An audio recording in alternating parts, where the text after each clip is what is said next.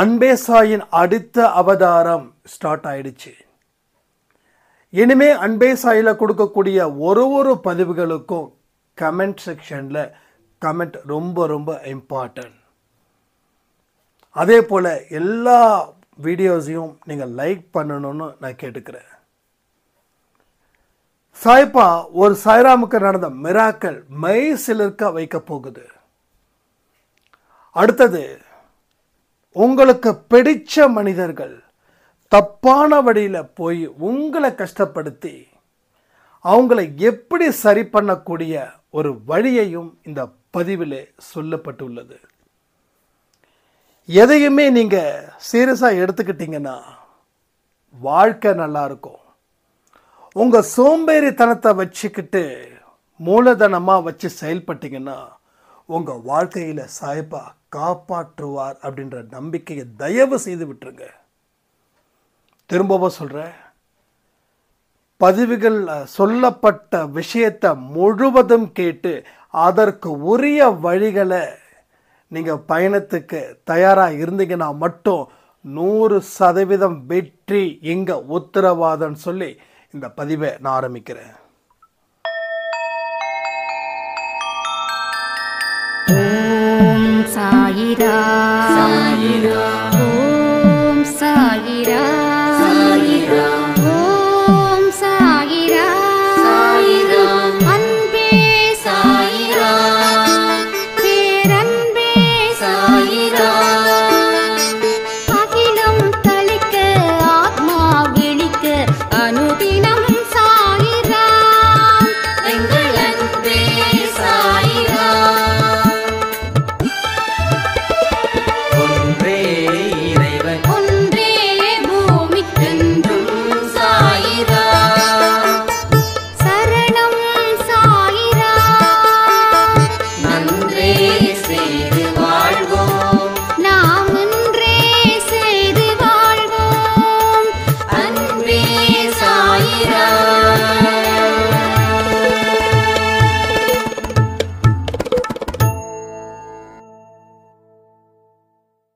சாய்ரா, என் உயிரின் உயிரானவர்களே, ஒரு சாய்ராமுடைய கேள்வி, என்னுடைய கணவரை பல வழிகளில் நான் திருத்த முயற்சி பண்ணேன், ஆனால் நான் சோர்ந்து போயிட்டேன். என்னோட கணவர் நல்ல மனுஷனாக இருந்தா என் வாழ்க்கையே ஒரு சொர்க்கம் மாதிரி இருக்கும். ஆனால் இன்னைக்கு என் வாழ்க்கை நரகத்தில் இருக்குது.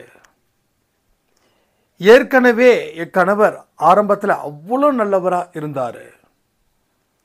ஆனால் இப்போ சேரக்கூடாத இடத்துல சேர்ந்து அத்தனை கெட்ட பழக்கத்தையும் பழகிட்டாரு. எனக்கு சாய்பா மேலே நம்பிக்கை குறையுது. ஏன்னா என்னை சுற்றியும் ஒரு புயல் தாக்குற மாதிரி இருக்குது.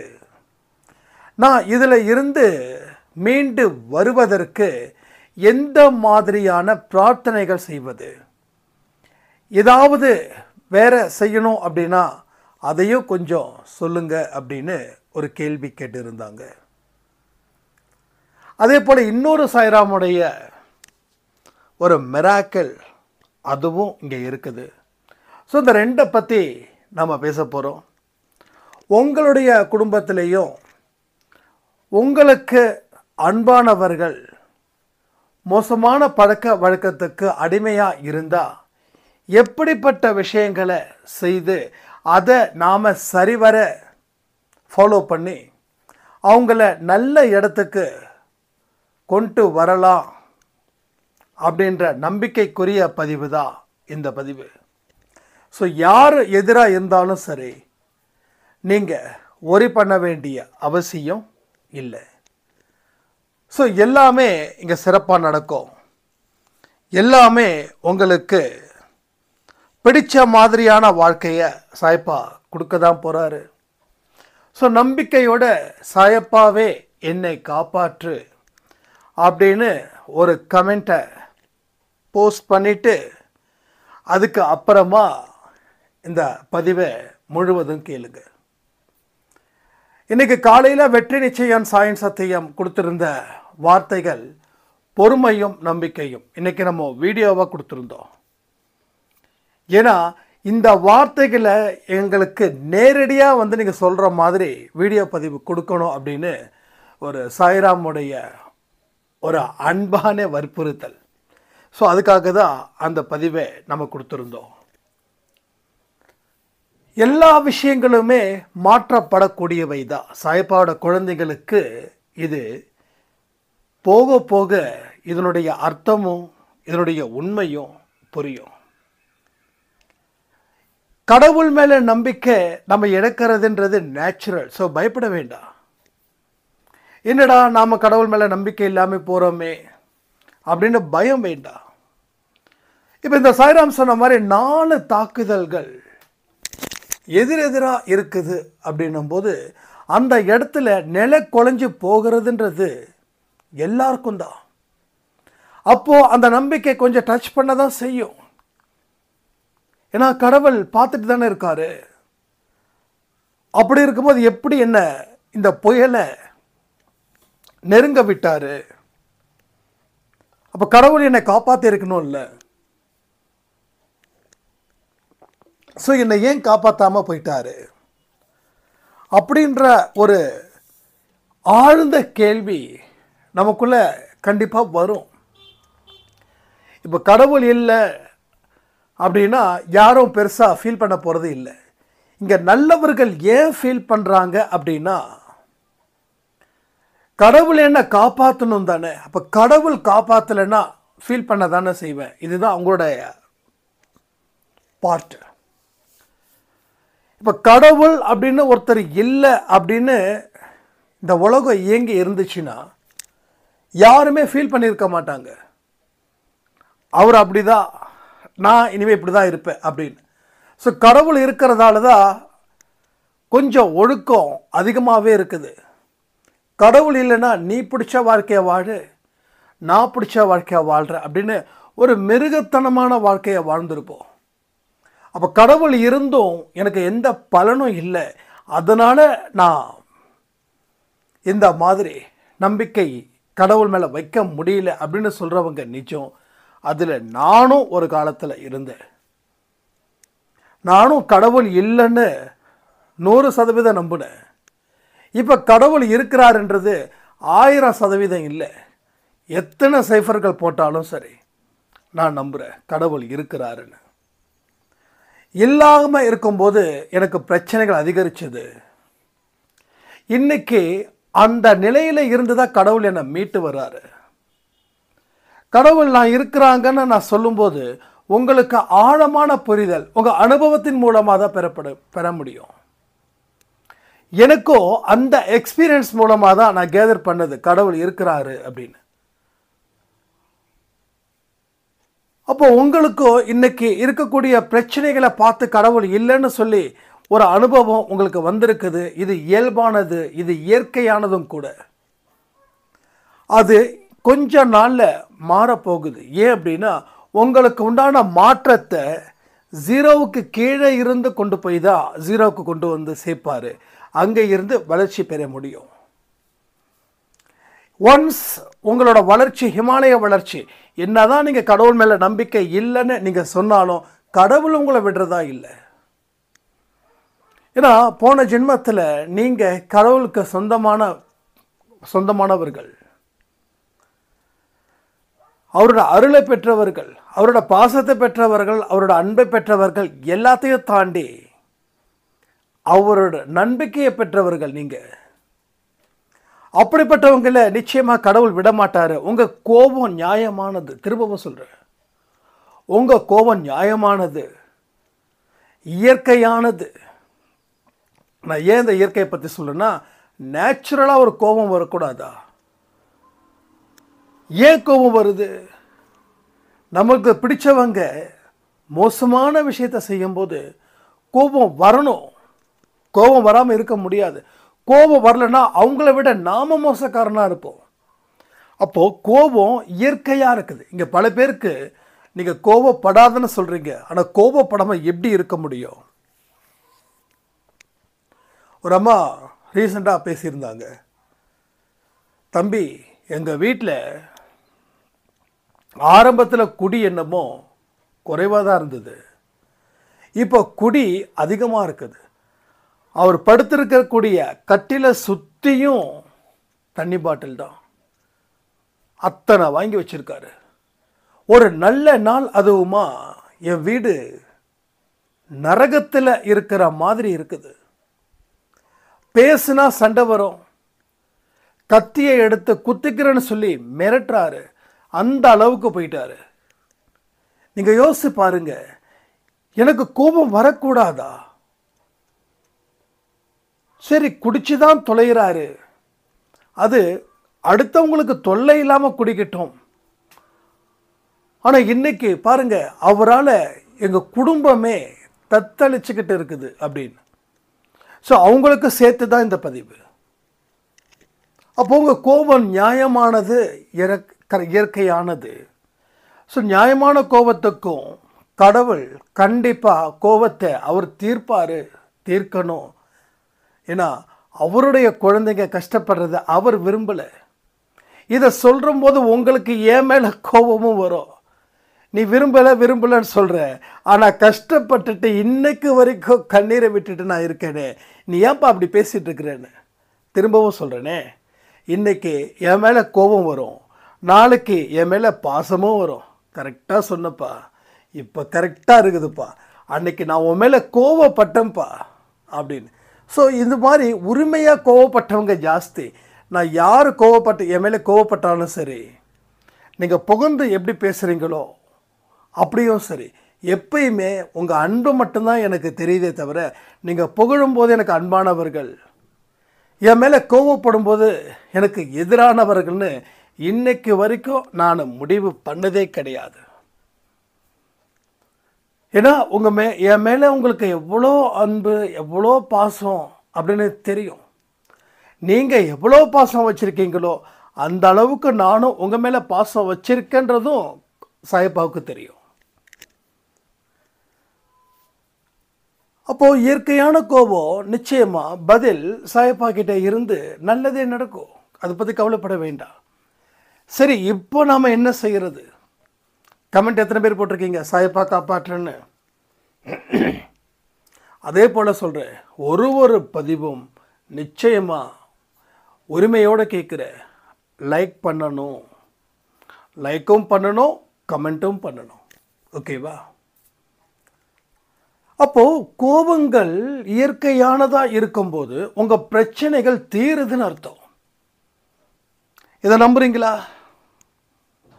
நம்புறவங்க கமெண்ட் பண்ணுங்க.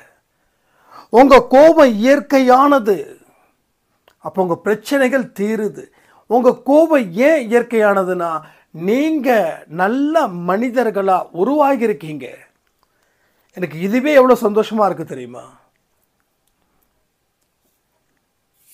ஏன் சொல்கிறேன்னா, இந்த உலகத்தில் நல்ல எண்ணங்கள் கொண்ட மனிதர்கள் எங்கே இருக்காங்க? சொல்லுங்க, நீங்களே சொல்லுங்க. உங்கள் கணவர் உங்களுக்கு எதிராக எவ்வளோ தூரம் பண்ணுறாருன்னா அதை பொறுத்துக்கிட்டு நீங்கள் வாடுறீங்க. இப்போ நீங்கள் உங்கள் கணவருக்கு எதிராக செஞ்சால் உங்கள் கணவர் பொறுத்துக்கிட்டு வாழ்வாரா? சரியான கேள்வி இல்லை. பொறுத்துக்கிட்டு வாழ்வார். அப்போ நீங்கள் பொறுத்துக்கிட்டு வாழ்கிறீங்கன்னா உங்கள் சைடில் நிச்சயமாக நியாயம் இருக்குது. உங்கள் சைடில் நிச்சயமாக நியாயம் இருக்குது. கண்டிப்பாக இந்த நியாயத்துக்கு நீதி கடவுளுடைய அரசாங்கத்தில் இருந்து உங்களுக்கு நல்லது செய்தி வரும். அது வரைக்கும் நான் சொல்லக்கூடிய ஒரே விஷயம், நம்பிக்கை, பொறுமையை தாண்டி சகிப்புத்தன்மை. அதை நீங்கள் கொஞ்சம் இல்லை, நிறைய தேவைப்படுது. இங்கே நிறைய தேவைப்படுது. அதை பொறுத்துக்க நிறைய தேவைப்படுது. கடவுள் ஒன்று ஒன்றா தான் விளக்குவார் உங்ககிட்ட இருந்து இருக்கக்கூடிய கர்மாக்களை, இருக்கக்கூடிய தீமைகளை. ஒரே நாளில் நடத்தி கொடுத்துட மாட்டார். ஏன்னா அப்படி நடத்தி கொடுக்கக்கூடாது. அப்படி நடத்தி கொடுத்துட்டா மனுஷனுடைய அந்த கஷ்டங்கள் அப்படின்றது புரியாமல் போயிடும். உங்களுக்கு ஒரு வெற்றி எளிதில் கிடைச்சிடுச்சுன்னா அந்த வெற்றியை நீங்கள் கொண்டாட மாட்டீங்க.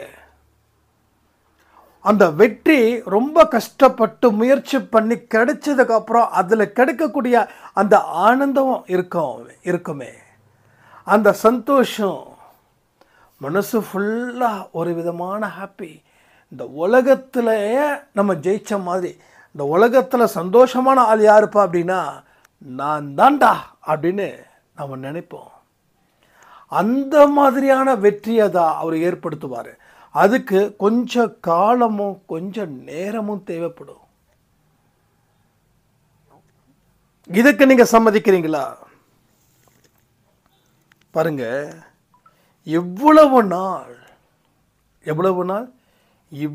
நாள் நீங்கள் எந்த அளவுக்கு பொறுமையோடு இருந்தீங்களோ, இனியும் கொஞ்ச நாள் மட்டும்தான் பொறுமையோடு இருங்க.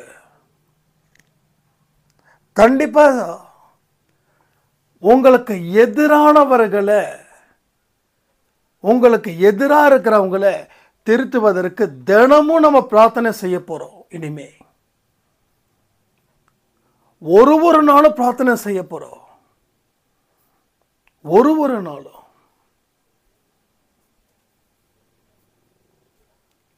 காலையில் சாய் 365ல் 10 மணிக்கு பதிவு வருது இல்லையா, அந்த பதிவில் அந்த பிரார்த்தனையும் நம்ம சேர்ந்து செய்ய போகிறோம்.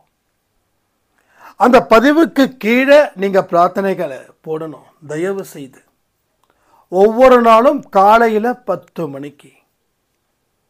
அப்போ இந்த பிரார்த்தனைகள் மூலமாக உங்களுக்கு எதிராக மோசமான வாழ்க்கையை வாழ்ந்துட்டு இருக்காங்க இல்லையா, அவங்களுக்கு ஒரு நல்ல வாழ்க்கை கிடைக்க போகுது நம்மளோட பிரார்த்தனையின் மூலமாக. ஸோ ஒரு நாளும் சாய் 365ல் நம்ம என்னது கேள்வி பதில் அந்த பதிவில் அதுக்கு கீழே நீங்கள் இந்த கமெண்ட்டை போஸ்ட் பண்ணுங்கள். என்ன கமெண்ட்டை போஸ்ட் பண்ணணும்? பிரார்த்தனை பண்ண அப்படின்ற கமெண்ட்டை போஸ்ட் பண்ணுங்கள். வேறு ஏதாவது பிரார்த்தனைகள் இருந்தாலும் சரி, அதில் அந்த பிரார்த்தனைகள் வைங்க. மறுபடியும் சொல்கிறேன், நான் பிரார்த்தனை செஞ்சேன், எனக்கு இன்னும் நடக்கலையேன்னு சொல்லி தயவு செய்து யாரும் எங்கேயும் புரிஞ்சுக்கோங்க, யாரும் எங்கேயும் ஃபீல் பண்ணக்கூடாது. ஸோ சாய் 365லையும் 10 மணிக்கு அந்த பிரார்த்தனைக்கு கீழே போடுங்க. அதே போல் அன்பே சாயிலையும் சரி, ஒவ்வொரு நாளும் காலையில் ஒரு பிரார்த்தனையின் அப்படின்னு சொல்லி ஒரு போஸ்ட்டு கொடுக்குறோம். அதுக்கு கீழே உங்களோட பிரார்த்தனைகளும் வைங்க. அது தினந்தோறும் காலை 6 மணி அளவில் அந்த போஸ்ட்டு போட்டிருப்போம், பிரார்த்தனை வைக்கும் இடம் அப்படின்னு. ஸோ சாய் 365லையும் நாம் பிரார்த்தனைகள் வைக்கிறோம் கமெண்ட்டில், ஆடியோவுக்கு கீழே. அதே போல் இதில் அன்பே சாயிலையும் தினந்தோறும் 6 மணி அளவில் காலையில் பிரார்த்தனைக்கு உரிய நேரத்தை வைக்கிறோம். ஸோ இதில் கலந்துக்கிறவங்க அதுலேயும் கலந்துக்கலாம். 2ல் ஏதாவது ஒரு இடத்துல கலந்துக்கோங்க. ரைட்டா? இதுதான் நாம் செய்யக்கூடிய விஷயங்கள். ஸோ பிரார்த்தனை எப்படிப்பா இருக்கணும் அப்படின்னு கேட்குறீங்கன்னா, என்னுடைய உறவை உன்னுடைய வழியில் மாற்றப் போவதற்காக நன்றி. இனி இந்த பாரத்தை நான் சுமக்கல, உன்னோட பாதத்தில் வச்சுட்டேன். என் வாழ்க்கையில் நல்லதை ஒன்றை தவிர வேற யாராலையும் நடத்தி தர முடியாது. என் வாழ்க்கையில் இனிமே ஒரு பெரிய வெளிச்சத்தை நீ காண்பிக்க போற, அதற்கு நன்றி. மொத்தமாக 4 வரிகள் மட்டுமே. இந்த சொன்ன 4 வரிகளை எல்லோரும் அன்பேசாய் இந்த ஆடியோவுக்கு கீழே கமெண்ட் செக்ஷனில் எல்லோரும் எழுதணும். நிறைய வேலை கொடுக்கணும். இன்னும் நிறைய உங்களுக்கு வேலை கொடுத்து ரொம்ப நாள் ஆகுது. ஒரு நாளும் 5 கமெண்ட், அதாவது 5 கேள்விகள் நீங்கள் பதில்கள் கொடுக்கணும். இனி இதை நாம் தினந்தோறும் செய்ய போகிறோம். ஓகேவா? தினந்தோறும் செய்ய போகிறோம். உங்களுக்கு என்ன விஷயமா இருந்தாலும் சரி அதை கமெண்ட்டில் வைங்க. இப்போ இன்றைக்கி நீங்கள் 10 மணிக்கு சாய் 365 வைக்கிறீங்கன்னா அடுத்த நாள் 10 மணிக்கு கரெக்டாக நம்ம பிரார்த்தனை செஞ்சுட்டு அதுக்கப்புறமா கேள்வி பதில்களை கூட நீங்கள் கேட்கலாம். ஓகேவா? ஸோ இதுதான் நம்ம இனிமேல் செய்ய போகிறோம். ஏது சாய் 365 சேனலுக்கு நம்ம கொடுத்தோம் அப்படின்னா 365 நாட்களும் சாயப்பா என்னுடன். ஏன்னா அன்பேசாய்ன்றது ஒரு லைஃப்பை பற்றி பேசக்கூடிய இடம். பட் சாய் 365ன்றது 365 நாட்களும் நாமளும் சாயப்பாவும் வாழ்ந்துக்கிட்டு இருக்கோம். அப்போ அந்த சேனலுக்கு ஏற்ற மாதிரி தான் நம்ம தினந்தோறும் செய்யக்கூடிய பிரார்த்தனைகளை அதில் வைக்கிறோம். ஸோ நிறைய விஷயங்கள் நாம் செய்யாமல் விட்டுட்டோம். ஆரம்பத்தில் நல்ல அக்ரெசிவாக போயிட்டு இருந்தது அன்பேசாய், நல்ல ஆக்டிவாக போயிட்டு இருந்தது. ஓப்பனாகவே சொல்கிறேனே, நல்ல ஆக்டிவாக போயிட்டு இருந்தது. இப்போ போகலையான்னு நீங்கள் கேட்குறீங்களா? இப்போ போகுது. ஆனால் அன்னைக்கு இருந்ததை விட இன்னைக்கு அடுத்த மடங்கு போயிருக்கணும். அந்த மடங்கு போகலை. அன்னைக்கு என்ன வேகத்தில் போச்சோ அதே வேகத்தில் தான் இப்பையும் போகுது. ஆனால் இந்த வேகம் பத்தாது. ஆரம்பத்தில் இருக்கக்கூடிய வேகம்தான் இப்பயுமா இருக்கணும். இப்போ ஆரம்பத்தில் இருக்கிற வேகத்தை விட இப்போ வேகம் அதிகரிக்கணும். அந்த வேகத்தை நாம் இனி அதிகரிப்போம். அது எல்லாருடைய கையிலையும் இருக்குது. என் கையில் மட்டும் இல்லை, எல்லோருடைய கையிலையும் இருக்குது. ஒரு பிரார்த்தனை எப்படி நடக்காமலையா போயிட போகுது? பார்த்துடலாமா? சவால் விடலாமா? எப்படி அவர் செய்யாமல் போகிறாரு? நம்ம மனசில் அவரை வச்சு வாழ்ந்துக்கிட்டு இருக்கோம். அவரே நமது துணை, அவரே நமது வாழ்வு, எல்லாமே அவரே. எல்லாம் சாய்மயம், எங்கும் சாய்மயம், எதிலும் சாய்மயம். ஸோ நம்மளோட வாழ்க்கையில் இனி அடுத்த இடத்துக்கு நாம் நிச்சயமாக போய் ஆக வேண்டிய கால கட்டாயம் இந்த அன்பேசாய் குடும்பத்தில் இருக்கிற ஒவ்வொருத்தவங்களுக்கும் இருக்குது. ஏன் அழுத்தி சொல்கிறேன்னா, நீங்கள் என்னென்னலாம் செய்யணும்னு நினைக்கிறீங்களோ அதை ஒரு நொடி கூட மறக்காமல் செய்யுங்க. ஏன்னா நம்மளோட லைஃப்பில் பல விஷயங்களை நாம் பெறப்போகிறோம். நம்மளோட வாழ்க்கையில் வளத்தை கூட்ட போகிறோம், வளம் கூட்ட போகிறோம், பலத்தை கூட்ட போகிறோம், வளத்தை கூட்ட போகிறோம், ஆரோக்கியத்தை கூட்ட போகிறோம், செல்வத்தை கூட்ட போகிறோம், எல்லாமே கூட்ட போகிறோம். யார் யாருக்கெல்லாம் விருப்பம் இருக்குதோ அவங்க கமெண்ட்டில் கமெண்ட் பண்ணுங்கள். எங்களுக்கும் விருப்பம் இருக்குது. இனி நாங்கள் செயல்படக்கூடிய குழந்தைகளாக மாறப்போகிறோம் அப்படின்னு எனக்கு உத்தரவாதம் கொடுங்க. நான் தனியாக உங்களோட நேமை லிஸ்ட் எடுத்துக்கிறேன். உங்களை நான் ரொம்ப டீப்பாக வாட்ச் பண்ண போகிறேன். உங்களோட ஒரு விஷயங்களும் நீங்கள் எப்படி பேசுகிறீங்க, எப்படி கமெண்ட்டில் நீங்கள் ஒரு விஷயத்த பேசுகிறீங்கன்றதையும் நான் வாட்ச் பண்ண போகிறேன்.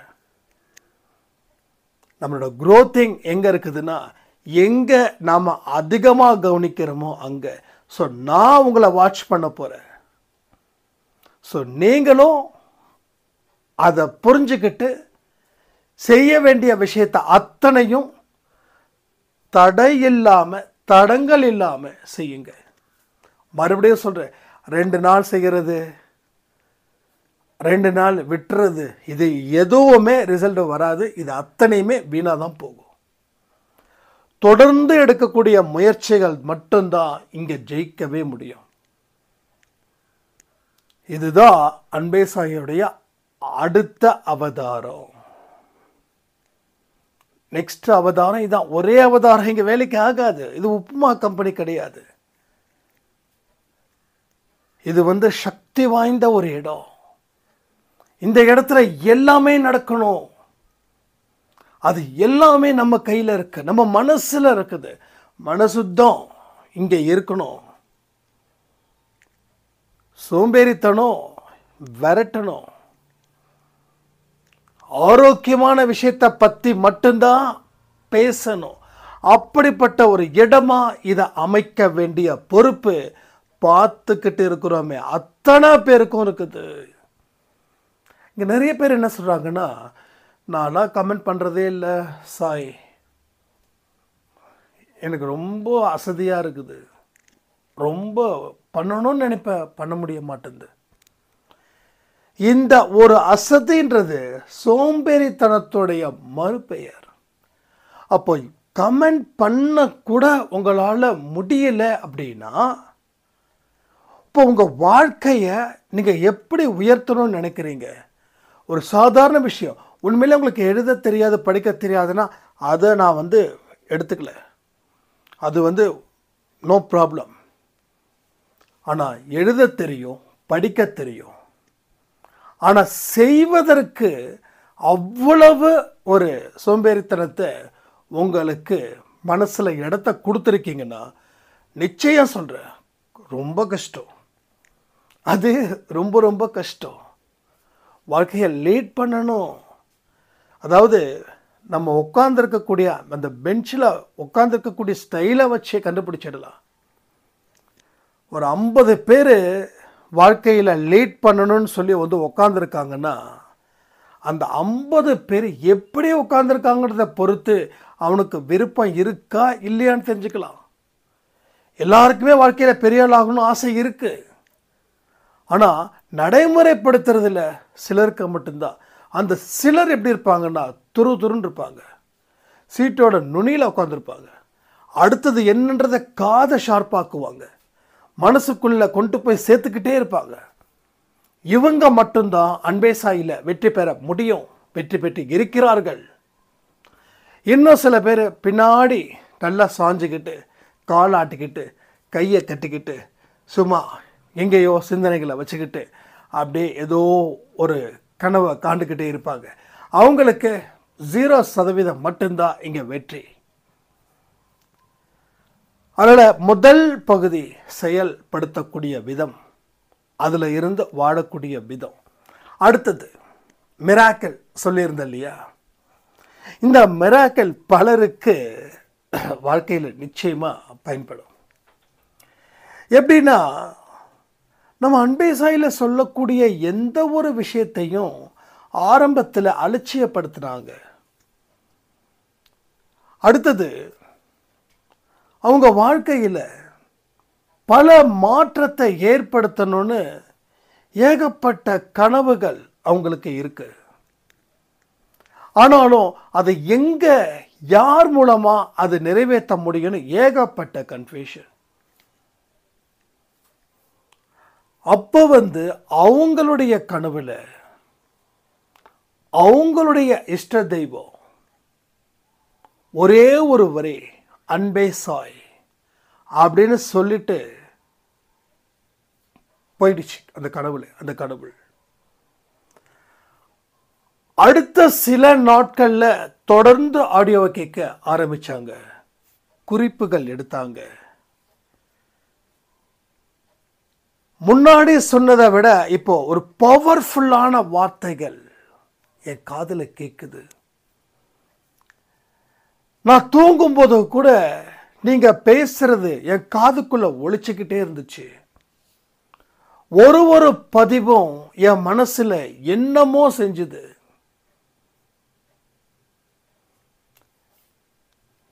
நீங்க பேசுற மாதிரி என்னுடைய ஸ்லாங்கும் மாறிடுச்சு. என்னுடைய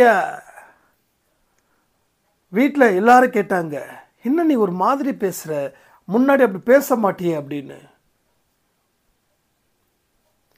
ஸோ மறு பிறவி எடுத்த சந்தோஷ் ஆயிரா மாதிரி நான் மாறின மாதிரி ஒரு ஃபீல் ஆச்சு. எப்படி எனக்குள்ள இந்த மாற்றம், இந்த ஒரு விஷயம் வந்ததுன்னு இப்போ வரைக்கும் தெரியல. அடுத்தது நீங்க என்ன பதிவுகளை அடுத்தது சொல்ல போறீங்கன்ற வரைக்கும் எனக்கு முன்கூட்டியே தெரியுது. நான் 12 மணி ஆடியோ, 8 மணி ஆடியோ அண்ட் வெற்றி நிச்சயம் சாயம் சத்தியம் அது வரைக்கும் கேட்டேன். அதே போல வெற்றி நிச்சயம் சாயம் சத்தியம் நாளைக்கு கண்டிப்பா நீங்க வீடியோவில் தான் கொடுப்பீங்க. இந்த மாதிரி ஒரு டிஷர்ட், டபுள் கலர் டிஷர்ட் போட்டு தான் கொடுப்பீங்க அப்படின்னு அதை நான் பார்த்த மாதிரி ஒரு ஃபீல். அடுத்த நாள் காலையில் 5 மணிக்கு நான் பார்க்குற மெய் மறந்துட்டேன். நான் என்ன மாதிரி கலர் எக்ஸாக்டாக இல்லை, ஆனால் 2 கலரில் நீங்கள் கொடுப்பீங்கன்னு, அது வெற்றி நிச்சயம் சாயம் சத்தியம் கொடுப்பீங்கன்னு நான் அப்படியே அந்த கனவுல அப்படியே வருது, எனக்கு தாட்ஸ் வருது.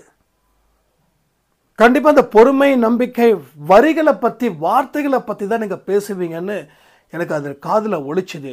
அதே போல நடந்துச்சு. அப்போ நானே யோசித்தேன், இது வரைக்கும் இவர் வெற்றி நிச்சயம் சாயம் சத்தியத்தை வீடியோ கொடுத்தது இல்லை. ஒன்றா 8 மணி ஆடியோவில் நைட்டில் கொடுக்குறதுல தான் கொடுப்பார் அப்படின்னு. இதெல்லாம் எப்படி அப்படின்னு எனக்கு இப்போ வரைக்கும் புரியல அப்படின்னு. அப்போ சாயப்பா எவ்வளோ பெரிய ஒரு மிராக்கல் ஏற்படுத்துகிறாரு பாருங்க. ஏன்னா என்ன பேச போகிறேன்னு எனக்கே தெரியாது, ஆனால் அவங்களுக்கு தெரியுதுன்னா எவ்வளோ பெரிய ஒரு பவர் அன்பே சாய் குடும்பத்தில். ஸோ இவங்களும் ஒரு காலத்தில் கடவுளை நம்பாதவங்க. அன்பே சாயில் பேசக்கூடிய வார்த்தைகளை பெருசாக எடுத்துக்கல. அப்போ அவங்க குல தெய்வம் அன்பே சாயின்னு சில வார்த்தைகளை சொன்னதுக்கப்புறம் ஃபாலோ பண்ணுறாங்க.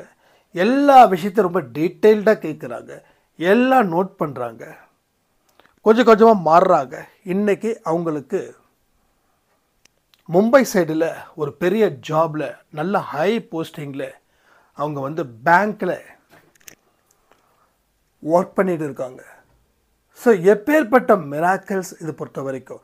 இது என்ன ஒரு விஷயம்னா, நான் அடிக்கடி சொல்லுவேன், அன்பே சாய் அப்படின்றது ஒரே போல் அத்தனையுமே மாறும். ஒரே எண்ணம், ஒரே குணம், ஒரே வழி, ஒரே பாதை. ஸோ எவ்வளோ பெரிய அற்புதங்கள் இங்கே இருக்குதுன்றத கொஞ்சம் யோசிச்சு பாருங்க. ஸோ நல்லது மட்டும்தான் நம்ம அன்பே சாய் குடும்பத்துக்கு நடக்க போகுது. ஸோ எல்லோரும் நாம் இதுக்கு ரெடி ஆகணும்னு சொல்லி இந்த பதிவை நான் முடிக்கிறேன். ஜெய் சாய்ராம்.